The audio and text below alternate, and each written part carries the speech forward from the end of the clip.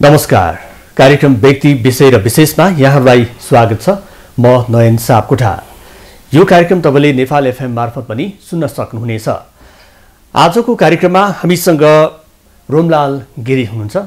उहाँ माटो बचाऊ अभियानका अभियन्ता पनि हुनुहुन्छ र सँगसँगै भान्सानै औषधालय भन्दै जैविक नेपाल निर्माणको उहाँले अभियान पनि सञ्चालन गर्दै आउनु भएको छ र आज असार 15 19औं राष्ट्रिय धान दिवस नेपालमा पनि विविध कार्यक्रम गरेर धान दिवस मनाइदैछ र माटो र धान एक अर्काको परिपूरक नै हो र अहिले पछिल्लो समयमा देशमा जति पनि उब्जनी हुने क्षेत्रहरू छ ती क्षेत्रमा उब्जनी हुन सकिरहेको छैन। कतिपय सन्दर्भमा माटोमा आएको जुन विचलन छ त्यसले गर्दाखेरि पनि समस्या सिर्जना भइरहेको छ भने कतिपय क्षेत्रमा बाँझो जमिनको कारणले गर्दाखेरि पनि खाद्यान्न हामीले बाहिरबाट ल्याउनु पर्ने अवस्था सिर्जना भइरहेको छ। आज राष्ट्रिय धान दिवस मनाइरहँदाखेरि हाम्रो माटो र धानको सम्बन्ध कस्तो हो र राष्ट्रिय धान दिवस मनाइरहँदाखेरि सरकारी तौरबाट हुनुपर्ने जति पनि कुराहरू छ ती कुराहरू कृषि प्रधान देश भनेर भनिरहँदाखेरि सरकारले कृषिलाई प्राथमिकता दिइरहँदाखेरि त्यो अनुरूपको काम भएको छ कि छैन त आज हामी यसै सन्दर्भमा कुराकानी गर्न गइरहेका छौँ। स्वागत छ यहाँलाई। हजुर, नमस्कार, धन्यवाद। अब आज 19औं राष्ट्रिय धान दिवस असार 15 यसै पनि किसानहरू खेतमा धान रोप्नको लागि तयारी अवस्थामा छन् र कतिपय सन्दर्भमा रोपाइँ पनि भइसकेको छ हैन। र आज सरकारले चाहिँ 2062 सालबाट यो धान दिवस मनाउन सुरुवात गर्यो। आजको दिनलाई चाहिँ यहाँले कसरी सम्झिनुहुन्छ भनौँ न। राष्ट्रिय धान दिवस भनेर मनाइरहन्छ, तपाईँ माटो बचाउने अभियानमा लागिरहनु भएको छ। धन्यवाद। धेरै महत्त्वपूर्ण कुरा। खास गरेर हामीले यो असार 15लाई चाहिँ धान दिवसको चाहिँ रूपमा जुन सरकारले यो दिवस मनाउने प्रक्रिया सुरु गर्यो 62 सालबाट 61 मा निर्णय गरेर 62बाट चाहिँ तपाईको यो सुरुवात गर्यो। अब यो हामीले भन्दाखेरि चाहिँ दिवस भनेको चाहिँ कस्तो भन्दाखेरि सम्झने कुराको रूपमा मात्रै राज्यले यो घोषणा गरेको छ। एक वर्षमा एकचोटि सम्झिने। एक वर्षमा एकचोटि सम्झने, त्यसलाई हामीले दिवस भन्छौँ। तर खास हाम्रो जीवन पद्धति भनेको चाहिँ धानको कुरा गरिरहँदाखेरि चाहिँ हाम्रो खानेकुरामा चाहिँ धान सर्वोत्कृष्ट हो र यसको चाहिँ रक्षा गर्नुपर्छ, यसको उब्जनीलाई बढाउनुपर्छ र यो उब्जनी बढ्ने ठाउँ जुन चाहिँ माटो हो, खेत हो, जमिन हो र यो भात खाने चिज चाहिँ हाम्रा जुन चाहिँ पुराना जातिका चाहिँ घैया जातिदेखि लिएर धाइरेदेखि लिएर जर्नेलीदेखि लिएर यी चिजहरू छन्। खास गरेर यसको जर्नेलीको चाहिँ चिउरा बनाएर दही र चिउरा खानुपर्छ भन्ने हाम्रो जुन संस्कृति हो, त्यो संस्कृतिको निम्ति माटोलाई स्वास्थ्य बनाउने कुरा, माटोलाई पोषण दिने कुरा र हाम्रा ती बिउहरूलाई संरक्षण गरेर हाम्रो शरीरलाई चाहिने पोषणको संरक्षण गर्नुको अलावा राज्यले चाहिँ धान दिवस भनेर गमलामा धान रोपेर दिवस सुरु गर्यो। र यो एउटा दुर्भाग्यको कुरा हो कि खास हामीले दिवसलाई शाब्दिकमा चाहिँ सोच्दाखेरि हामीले दिन्छौँ त बस दिवस। त्यसकारण अन्तबाट हात थाप्ने र आफूले चाहिँ सम्झना गर्ने जस्तो भनेको सरकारले एउटा औपचारिक रूपमा मात्रै धान दिवस मनाइरहेको छ र माटोसँगको सम्बन्ध र माटोको जुन एउटा स्वच्छता छ, जुन माटोको गुण छ, त्यो माटोको गुणलाई बचाउनको लागि चाहिँ सरकार लागि परेको छैन। सरकार चाहिँ खास गरेर चाहिँ अहिलेको भनौँ न यो हामी 46 देखि यताको मतलब सरकारको रूपमा हामीले चाहिँ विश्लेषण गर्ने हो भने हामी यो चलखेल गर्ने अवधिको सरकारको कुरा गरौँ। अब 48 भन्दा अगाडि हामी चाहिँ तपाईको खाद्यान्नमा आत्मनिर्भर थियौँ। 2048 साल भन्दा अगाडि। 2048 साल भन्दा अगाडि हामी खाद्यान्नमा आत्मनिर्भर थियौँ। हामी तोरीदेखि अरू खाद्यान्न निर्यात गर्थ्यौँ। अब बङ्गलादेशको कुरा तपाईँले थाहा पाउनु भएको छ, हामी फुलबारी नाका हुँदै तोरी पठाउँछौँ भनेर राज्यले नै प्रोपागान्डा गरेको थियो होइन। अब त्यो रूपमा थियो। खाद्यान्नको कुरामा हामीले विविध थरीका चिजहरू हामीले खान्थ्यौँ। जौँ, मकै, तपाईँको कोदो, फापर, अब यस्तो खालका उभा लगायतका चिजहरू हाम्रो चाहिँ यत्रतत्र चाहिँ हामीले त्यो उपयोग गर्थ्यौँ। र धानलाई चाहिँ यति महत्त्वपूर्ण, चामललाई हामी यति महत्त्वपूर्ण मान्थ्यौँ कि चाड पर्व कुनै पनि चाहिँ तपाईँको पूजा आजा हुँदाखेरि हामी निधारमा लाएर हामीले हिँड्ने त्यो कल्चर अझै पनि छ। भन्दाखेरि चाहिँ हामीले माटोको कुरा गरिरहँदा, धान दिवसको कुरा गरिरहँदा हाम्रा चिजलाई चाहिँ संरक्षण गरेर जाने सोचमा, प्लानिङमा राज्य जानु पर्थ्यो। तर राज्य के छ, बिल्कुल किसानको चाहिँ तपाईँको कल्याणको उल्टो गतिमा गएको छ। र हिजो हामीले चाहिँ खरिद गर्नु पर्दैन थियो, हाराहारी 50 अर्बको त तपाईँले डाटा हेर्नुहोस्। अब हुन त अहिले अथेन्टिकेसन यिनीहरूले डाटा पनि निकाल्न सकेका छैन। त्यति भन्दा पनि बढी 50 अर्बभन्दा पनि बढीको हाम्रो धान र धानजन्य चामल र धान त्यति आउँछ। यहाँ मसँग चाहिँ के तथ्याङ्क जेठसम्म हेर्ने हो भने चाहिँ 27 अर्ब 12 करोड 1,23,000 मूल्य बराबरको यो चामल चाहिँ आयात भारी छ। अब तपाईँको चाहिँ यो अवधिमा भन्नु न कतिको अवधि भयो त? मङ्सिरदेखि यो सम्मको चाहिँ कार्तिकबाट त हाम्रो धान फलेर चाहिँ हामीले खान सुरु गर्ने हो भन्दाखेरि बिल्कुलै राज्य चाहिँ तपाईँको एउटा कंश राज्यमा चाहिँ परिणत भएको छ। के को निम्ति भन्दा माटो र किसानको निम्ति।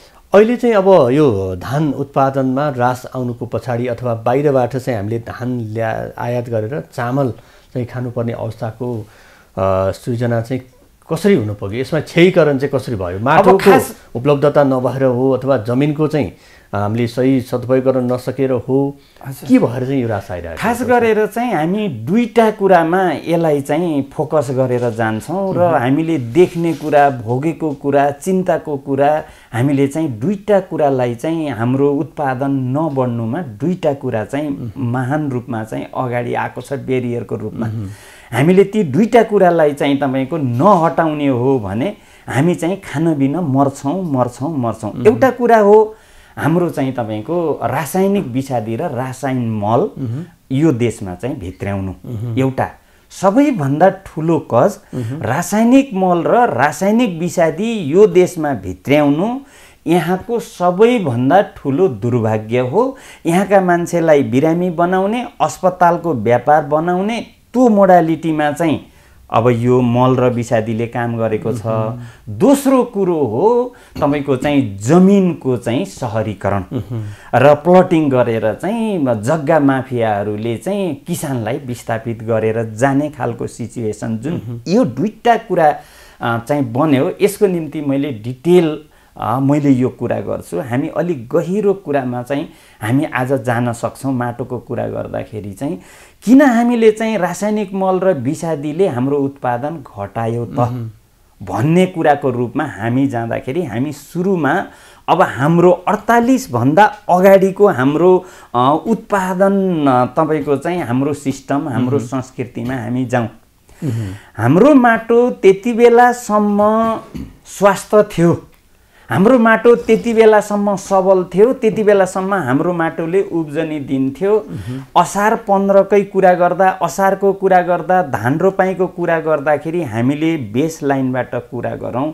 सबैभन्दा पहिले हाम्रो जमिनमा जङ्गलका पर्स्यौलाहरू सोरेर लिएर आएर हाम्रो जमिनमा राख्ने चलन थियो। एक मल बनाउनको लागि माटोले आफै मल बनाउँछ। त्यसकारण चाहिँ सुकेका चाहिँ जुन पात झरेका चाहिँ तपाईँको चिजहरू छन् त्यसलाई ल्याएर जमिनमा चाहिँ सोत्तरको रूपमा राख्नुपर्छ भनेर हाम्रा बाउ बाजेले चाहिँ त्यो पहिलो काम गर्थे। र जङ्गलमा आगो लाउनु भनेको एउटा अपराध हो, आफ्नो शरीरमै आगो लाए बराबर हुन्छ, हाम्रो खानेकुरा जल्छ भनेर चाहिँ भन्थे र त्यति सम्मान गर्थे बोट बिरुवालाई। अनि त्यो जङ्गलका चाहिँ पर्स्यौलाहरू सोरेर लिएर आएर चाहिँ जमिन ढाक्ने, खेत ढाक्ने चलन थियो। एक भनेको त्यो चाहिँ अब अलिकति परम्परागत कृषि प्रणाली होला। अब अहिले चाहिँ सुरुको अब आधुनिक र सुरुमा मैले दुईटै कुरा गर्छु। र चाहिँ तपाईँको त्यसपछि दोस्रो कुरा के थियो, हाम्रो गाईबस्तु पाल्ने, अब हामीले चाहिँ के अरे चिउरा र दहीको कुरा गरिरहँदाखेरि चामल र दुधको कुरा, चामल र पशुको कुरा, धान र पशुको कुरामा चाहिँ हामी जोडिएर चाहिँ आएका छौँ। हाम्रो कल्चरको रूपमा त्यहाँबाट जोडिएर आएको छ। त्यसपछि चाहिँ तपाईँको पशुपालन गर्ने र गोबरलाई उहाँ लैजाने, हिउँदमा एकचोटि खेतमा चाहिँ पशु लगेर बान्नुपर्ने त्यो सिस्टम थियो। अर्को चाहिँ हामी खरानी, जुन चाहिँ अङ्गारको रूपमा खरानीको रूपमा आउँथ्यो, हामी त दाउरा बालेर पकाएर खाने हुन्थ्यौँ र चाहिँ त्यो आउँथ्यो, त्योलाई चाहिँ गोबरमा मिसाएर खेतमा बारीमा जसरी पनि पुर्याउनु पर्ने। त्यसले चाहिँ अब एउटा चाहिँ करेसा बारीलाई त त्यसले चाहिँ पुग्ला होइन, मिसको रूपमा मैले भने, त्यसमा मिसाइदिने कुराको रूपमा मैले गर्दैछु। त्यहाँबाट आउने र अनि हाम्रा चाहिँ तपाईँको केतुकी भए, हाम्रा बकैना भए, हाम्रो निम भयो, त्यसपछि हाम्रो चाहिँ तपाईँको असुरो भयो, हाम्रो खिर्रो भयो।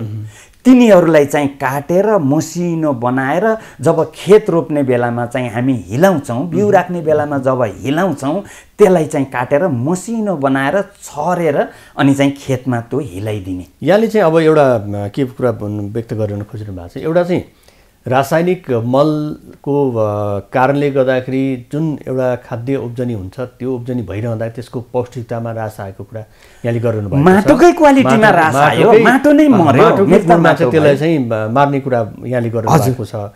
र अब यसरी हेर्दाखेरि चाहिँ तपाईँले भनेको जुन प्राङ्गारिक मल अथवा जैविक रूपमा चाहिँ उत्पादन हुने मललाई प्रयोग गरेर अहिलेको समयमा चाहिँ हामीले धान उमार्न सक्ने सम्भावना कतिको छ, त्यसले कतिको पर्याप्तता त्यसले उपलब्ध गराउँछ, त्यो सम्भावना छ? एकदम 100% सम्भावना छ। खास गरेर चाहिँ कसरी सम्भावना छ भनेर भन्नुहुन्छ नि, मैले यो बिट मार्ने कुरा मैले गर्दै थिएँ। यसरी हाम्रो चाहिँ तपाईँको माटोको स्वास्थ्य भनेको बायोमासको तपाईँको चाहिँ कलेक्टिभ चाहिँ तपाईँको त्यसको रेसिड्युल हो भन्दाखेरि त्यो रोइराख्यो भने हाम्रो माटो तल र माथि हुँदैन। त्यसको न्युट्रेन जतिवटा चाहिँ तपाईँको 16वटा 18वटा न्युट्रेनहरू चाहिँ माटोमा रहन पर्ने हो, त्यो सदा सर्वदा विद्यमान भएर जान्छ। र यसको क्वालिटी घटाउने भनेको कुरा त तपाईँले बाहिरको चिज अर्को बेस ल्याएर राखिदिनु भयो भने न, त्यसले चाहिँ क्वालिटी घटाइदिने हो। त्यसकारण चाहिँ हाम्रो माटोको क्वालिटी चाहिँ तपाईँको घट्न नदिनको निम्ति तपाईँको रासायनिक मल होइन, निर्विकल्प बायोमास चाहिँ हामीले खेतमा चाहिँ तपाईँको ग्यादरिङ गराउने सिस्टम राज्यले नागरिकलाई, किसानलाई तिमीले चाहिँ बायोमास कलेक्सन गर है, जसरी हुन्छ चाहे जङ्गल लगाऊ, चाहे चाहिँ तपाईँको भल पानी भन्छ, पहिलो परेको पानी चाहिँ तपाईँको त्यो सोरेर आएको खोलाबाट कुलोको रूपमा खेत भर र चाहिँ तपाईँको बायोमासलाई चाहिँ हाम्रा तपाईँको जडीबुटीलाई, हाम्रा बोट बिरुवालाई संरक्षण गरेर हाम्रो माटोलाई बरकरार राख। गाई पाल, भैँसी पाल, त्यहाँ आएको कम्पोस्ट मल चाहिँ ठुलो रूपमा बनाऊ। एउटा गाई पाल्या छ भने 2 बिघा 4 बिघा 10 बिघालाई हुने मल तयार गर्न सकिन्छ। त्यसकारण यो रूपमा जाऊ भनेर चाहिँ किसानलाई प्रशय दिने। यत्रो अरबौं अरबको मल ल्याउँछु भन्ने, वर्षेनी चाहिँ चाहिएको बेलामा मल ल्याउन नसक्ने, यस्तो चाहिँ सरकारले नागरिकलाई पनि उपभोक्तालाई पनि दुखित बनाउने, रोगी बनाउने, किसानलाई पनि पीडित बनाउने र बाहिरबाट किनेर आएर अर्काको इसारामा चाहिँ राज्य चलाउने खालको यो जुन संरचना। अब यहाँले भन्नुभयो नि, जस्तो अब एउटा जैविक मललाई नै उपयोग गरेर माटोको गुणलाई बचाउनुपर्छ भनेर यहाँले भनिरहनु भएको छ। अर्कोतर्फ हेर्ने हो भने अब हजारौँ मेट्रिक टन, लाखौँ मेट्रिक टन चाहिँ यहाँ रासायनिक मल पनि आइरहेको छ, विषादीहरू पनि त्यही मात्रामा आइरहेको छ भने एकातर्फ किसान मल नपाएर चाहिँ आफ्नो जुन एउटा कृषिलाई चाहिँ उनीहरूले बढाउन सकिरहेका छैनन् होइन। मल नपाएर कतिपय सन्दर्भमा अस्ति धादिङमा 2वटा ट्रकमा मल पनि लुट्नुपर्ने अवस्था सिर्जना भयो किसानहरूले होइन।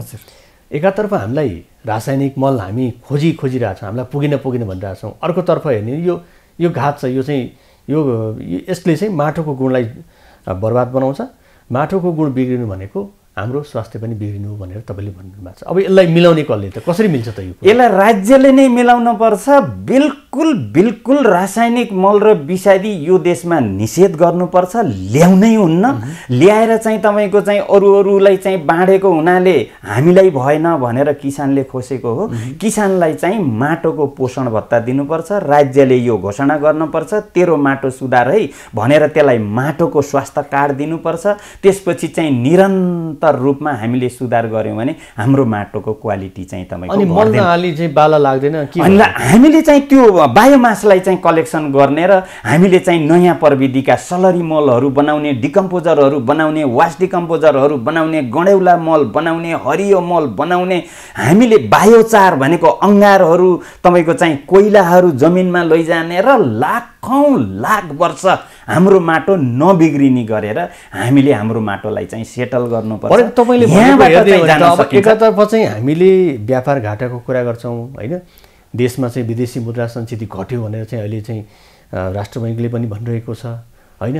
अब पहिला 11 महिनालाई पुग्ने अब 6-7 महिनालाई मात्रै पुग्ने पो हो कि भन्ने कुरा पनि आइरहेको छ। अब मलमा कति चाहिँ हामीले चाहिँ खर्च गरिरहेछौँ, तपाईँको कुरा सुन्ने हो भने त मलमा त 1 सुका खर्च गर्न नपर्ने जस्तो देखियो। खर्चै गर्न पर्दैन र यो राज्य हाम्रो साँच्चै हाम्रो माटोलाई र हाम्री आमालाई, किन यो शरीर बनेको हाम्रो माटोको रसले र हाम्री आमाको रसले बनेको हो। हामीले हाम्री आमाको मुखमा यदि हाम्रो खाने थालमा तपाईँले विष राखेर खानुहुन्छ भने स्थिति त त्यही हो। जे चिजले हाम्रो शरीर बन्यो त्यो चिजमा तपाईँले चाहिँ विष राखेर खानुहुन्छ भने तपाईँ कतिसम्म स्वास्थ्यको परिकल्पना गर्नुहुन्छ त? त्यसकारण चाहिँ यो दुईटा रसलाई, आमाको रस र माटोको रसलाई जबसम्म हाम्रो सोचमा यो म बनेको, यो शरीर बनेको, मेरो शरीर बनेको माटोको रस र आमाको रसले हो, यसप्रति म जिम्मेवार छु, नतमस्तक छु, यो दुईटा चिजलाई मैले जबसम्म स्वास्थ्य राख्दिनँ तबसम्म चाहिँ आउने जेनेरेसन अथवा यो शरीर स्वास्थ्य हुँदैन भन्ने जबसम्म उसले मानवीयता सोध्दैन, आध्यात्मिकतामा सोध्दैन, यो शरीर बनेको परिकल्पनामा जान्न, तबसम्म यही दुःख रहन्छ। अर्काको देशमा बनेको चिज ल्याएर हामी चाहिँ यहाँ सबल हुन्छौँ, धनी हुन्छौँ भनेर भएन। तपाईँको चाहिँ अब मल ल्याएर उत्पादन बढी गरेर किसानलाई रोगी बनाएर अस्पतालमा चाहिँ उसको लाखौँ लाख करोडौँ खर्च गरेर पनि बाँच्न सक्दैन भने त्यस्तो चिज हामीले किन चाहिँ इन्भेस्ट गर्ने? धान रोप्दाखेरि जति चाहिँ बाला लाग्यो, जति राम्रो फसल निक्ल्यो त्यसमा ऊ गर्व गर्छ। सरकारले पनि मल दिनको लागि आश्वासन पनि बाँडिरहेको छ। एकातर्फ त्यो छ, अर्कोतर्फ हेर्ने किसानलाई त के भयो र, पाला लाग्यो अलि उब्जनी बढ्यो भने नि ऊ पनि मक्ख, अलिकति बढी लाग्यो भने अलि लगानी जति गरेछ त्यसको प्रतिफल पनि पाउने होला। यो बुझ्न नसके कि बुझ्न नसकेको होइन, बुझाउन नसकेको पनि होइन, किसानलाई बेइमानी गरेको। हाम्रो माटो बरकरार रहिराख्यो भने त्यो सधैँ सबल भएर जान्छ। तपाईँले त्यो चिज राख्दाखेरि त उसको क्वालिटी नै घटाइदिन्छ र अर्कोचोटि बढी नहालिकन उब्जनी हुँदैन। त्यो त किसानलाई बिगार्ने त राज्य नै हो नि त। मल ल्याएर चाहिँ तपाईँको पहिला हामीलाई खान पुगेन अन्त कहाँ खान पुगेको थिएन, सिस्टम लगाइदिएको भए त हाम्रो माटोको क्वालिटी बढाउँदै लाने चिजमा चाहिँ हाम्रा अरू चिजहरू पनि त छन् नि। हामी माइक्रो अर्गानिजम ब्याङ्क, हाम्रो माटो बनाउने चाहिँ जीवाणु ब्याङ्क हामी आफैले बनाउन सक्छौँ र हाम्रो कल्पना अन्ततिर छ। हामी धरती हेरेका छैनौँ, आफ्नो आमालाई हेरेका छैनौँ, आफ्नो भान्सालाई हेरेका छैनौँ, आफ्नो घरलाई हेरेका छैनौँ, हामी त अर्कोबाट परिचालित छौँ। उसले के भन्छ लो यो त यस्तो रहेछ कि भन्दा लहै लहैमा चाहिँ हामी विज्ञहरू पनि राज्य पनि यो लयमा गए। त्यही भएर हामीले भन्छौँ अहिलेको सरकार अथवा यता आउने सरकार किसानको निम्ति देवता बनेन, कंस बन्यो। अहिलेको सरकार त यहाँसम्म आउने चाहिँ तपाईँको जुन सरकारहरू बने किसानको लागि देवता बनेको छैन, कंस बनेको छ। हामी चाहन्छौँ देवता, हामी चाहन्छौँ अभिभावक बचाउने चाहन्छौँ। सरकारले त किसानलाई पेन्सन दिन्छु भनिरहेको छ त। किसानलाई पेन्सन दिन त पहिला माटो सुधार गरोस्। यहाँबाट उब्जनी गर्ने किसानलाई मात्रै पेन्सन दिने हो। अनि त्यो नाम लेखेका किसानलाई पेन्सन दिन्छु, अन्तको मल ल्याएर चाहिँ उब्जनी गर म पेन्सन दिन्छु भनेर, यो त बेइमानी हो, सबैभन्दा ठुलो बेइमानी हो। पहिलो सुरुवात माटोबाट गर्नुपर्छ, हाम्रो खानेकुराबाट गर्नुपर्छ। हाम्रा खानेकुरा कति छन् त्यसलाई संरक्षण गरेर जानुपर्छ। यो धरतीमा 8000 प्रकारका हाम्रा खानेकुरा छन्। हामीले हाम्रो खानेकुरा संरक्षण गर्न लाग्ने कि विषादी र चाहिँ तपाईँको मल ल्याएर लौ गर भनेर चाहिँ हामीलाई चाहिँ हाम्रो जीवन बर्बाद गर्ने, हाम्रो कल्चर नाश गर्ने, हाम्रो उत्पादन कल्चर नाश गर्ने, हाम्रो प्रकृति र संस्कृति नाश गर्ने, अर्काको चाहिँ तपाईँको नाच यो धरतीमा गराएर हामीलाई चाहिँ हेरेर मात्रै बस्न सक्ने बनाउने, हामी बोल्न नसक्ने बनाउने राज्यले पेन्सन दिन्छु भनेर कसको लागि पेन्सन दिन्छ? अब चाहिँ अहिले अब यो मौसम धान रोप्ने मौसम पनि हो हैन। अब धान आज राष्ट्रिय धान दिवस मनाइरहँदाखेरि कतिपय ठाउँमा चाहिँ रोपाई पनि सकिसकेको छ हैन। अब रोपाई सकिएको ठाउँमा त्यसलाई चाहिँ कसरी चाहिँ फसल राम्रो बनाउने भन्ने चिन्तामा किसानहरू छन्। तपाईँ भनिरहनु भएको छ यो रासायनिक मल विषादीले माटो बिग्रिन्छ र केही समय त्यसले फल दिए तापनि त्यसले कालान्तरमा त्यसले नोक्सान नै गर्ने हो तपाईँले भनिरहनु भएको छ। अब एउटा किसानले तपाईँले सरल रूपमा भनिदिनुहोस् त, एउटा किसानले आफ्नो चाहिँ खेतमा बिना रसायन उसले चाहिँ आफ्नो बाला कसरी बढाउन सक्छ अथवा उसले त्यसबाट चाहिँ कसरी लाभ लिन सक्छ, त्यो सूत्र भनिदिनुहोस् त। अब मैले दुईटा रूपमा जान्छु, एउटा रोपिसकेकोमा चाहिँ ऊ कसरी चाहिँ बढाउन सक्छ, एउटा नरोपेकोमा चाहिँ उसले कसरी बढाउन सक्छ। नरोपेकोमा त हामीले चाहिँ तपाईँको खरपतवार अथवा पात, अब यो सडाएर बनाउने गोबर मल, कम्पोस्ट मल राख्ने यो कुराहरू हामीले गऱ्यौँ। त्यसलाई चाहिँ माटोलाई स्ट्रेन्थ बनाएर जाने बायोचारहरू राख्ने कुराहरू गऱ्यौँ। रोपिसकेको खेत छ भने हामी तपाईँको गोबर र गहुँतको बेसमा हामी डिकम्पोजर, वास्ट डिकम्पोजर, सलरी मल हामीले चाहिँ बनाउँछौँ। त्यसको निम्ति चाहिँ गाईको पिसाब, भैँसीको पिसाब, मान्छेको पिसाब ड्रममा राख्ने, तपाईँको चाहिँ गोबर चाहिँ तपाईँको शुद्ध गोबर त्यसमा राखिदिने, भेली राखिदिने, त्यसमा चाहिँ 1-2 किलो भेली राखिदिने, 1-2 किलो चनाको पिठो राखिदिने, त्यसपछि चाहिँ गहुँतलाई चाहिँ अलिक बढी चाहिँ तपाईँ प्रशय दिने, पानी राखिदिने र तपाईँको चाहिँ टेन्डर मास भनेर भन्छ, जो तपाईँको धैँचा भयो, असुरो भयो, होइन, खिर्रो भयो, निम भयो, यस्तो चिजलाई काटेर मसिनो बनाएर त्यो चाहिँ तपाईँको ड्रममा राखिदिने। अब 16 दिनमा त्यो झोलै-झोल हुन्छ अनि आफ्नो खेतमा सररररर पानीसित चाहिँ। तपाईँले जति नाम लिनुभयो कतिपय सन्दर्भमा त अहिलेको पुस्ताले ती नामहरू नै बिर्सिसके, कतिपय सन्दर्भमा हामीले नै बिर्सिसकेका छौँ, होइन। हामीसँग भएका जति पनि जैविक कुरा त्यसबाट चाहिँ हामीले एउटा कीटाणु चाहिँ मार्न सक्छौँ, जुन त्यसले चाहिँ जैविक मलको रूपमा चाहिँ काम गर्न सक्छ। हजुर, तपाईँले नाम लिनुभयो, त्यसको उपलब्धता कसरी हुन्छ, कहाँबाट ल्याउने, कसरी गर्ने, कहाँ पुर्याउने, राज्यले गर्ने हो कि व्यक्तिले गर्ने कि अर्को स्थानीय तहले गर्ने हो कि कसले गर्ने?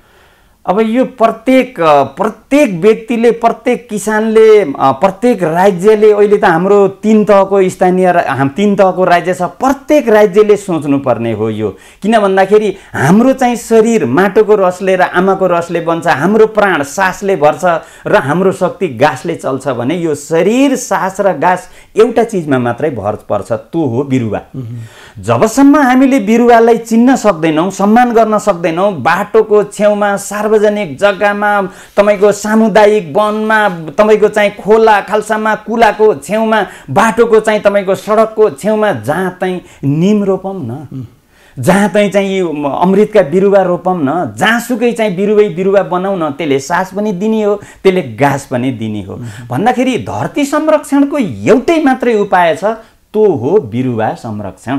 तपाईँ झारपात संरक्षण गर्न पर्यो, बिरुवा संरक्षण गर्न पर्यो, बायोमास जमिनमा बढाउन पर्यो, कसैको सहयोग चाहिँदैन। यहाँ जम्मा चाहिँ सोचको मान्छे चाहियो। यो धरतीमा असल सोच भएको असल व्यवस्थापक र असल चाहिँ योजनाकार चाहिँ अझै पनि आएन। अब योजनाकार असल त अब खोइ, अब सरकारको नेतृत्व गर्नेहरू हामीसँग चाहिँ 5-5 वर्षमा निर्वाचन हुन्छ, 6-6 महिनामा चाहिँ मन्त्रीहरू फेरिन्छन्, होइन।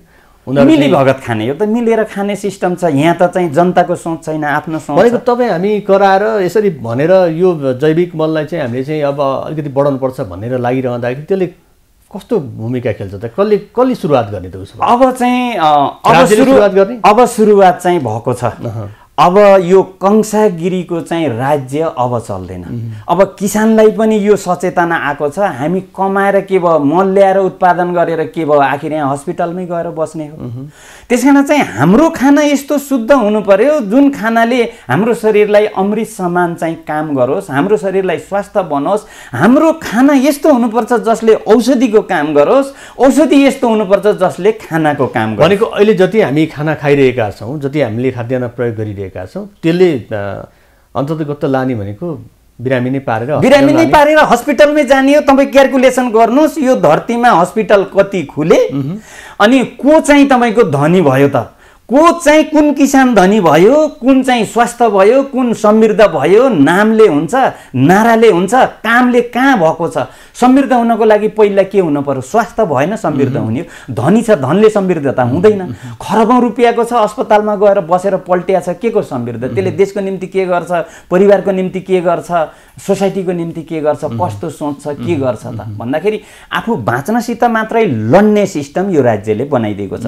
त्यसो भएको हुनाले चाहिँ समृद्धिको जग चाहिँ स्वास्थ्यबाट आउने हो। स्वास्थ्य कहाँबाट आउने हो? माटोको रसबाट आउने हो। त्यसकारण चाहिँ हामीले माटोलाई हेर्नुपर्छ।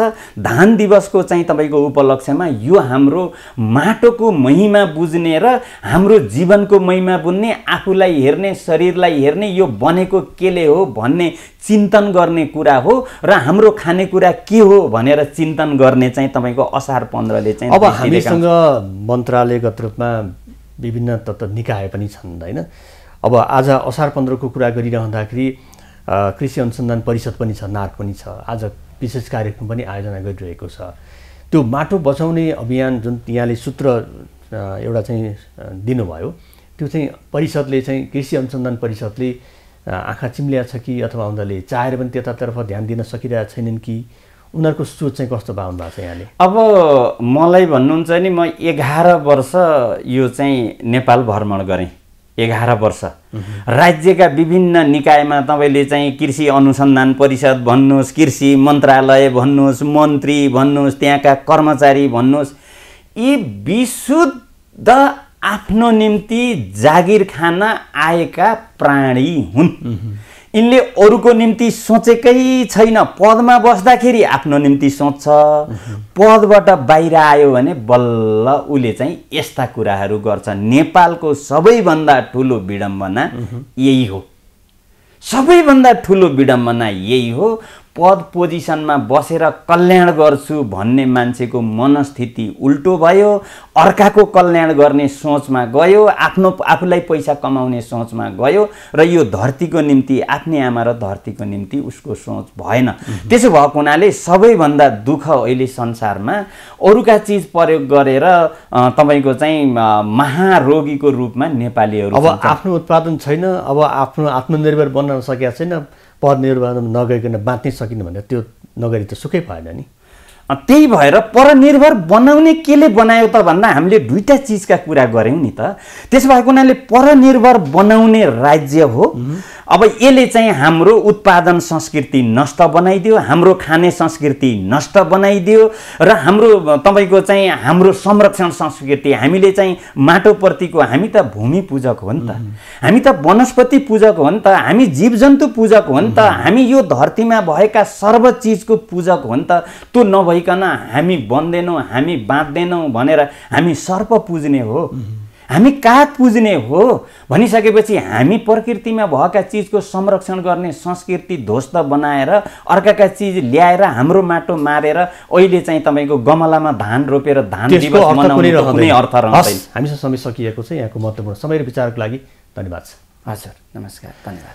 दर्शक हुनुहुन्थ्यो रमलाल गिरी, माटो बचाउ अभियन्ताको रूपमा परिचित हुनुहुन्छ र माटो जबसम्म गुणस्तर बन्दैन तबसम्म हाम्रो स्वास्थ्य गुणस्तर बन्दैन अथवा हाम्रो स्वास्थ्य चाहिँ मजबुत हुँदैन भन्ने कुरा उहाँले गरिरहनु भएको छ। रासायनिक मलको सट्टामा हामीले कृषि उब्जनीको लागि जैविक मललाई चाहिँ प्रयोग गर्नुपर्छ भनेर लागिरहनु भएको छ। आजको समय सकिएको छ। खबरभित्रको खबरको लागि हेर्दै रहनुहोला एबी न्युज खबर। नमस्कार।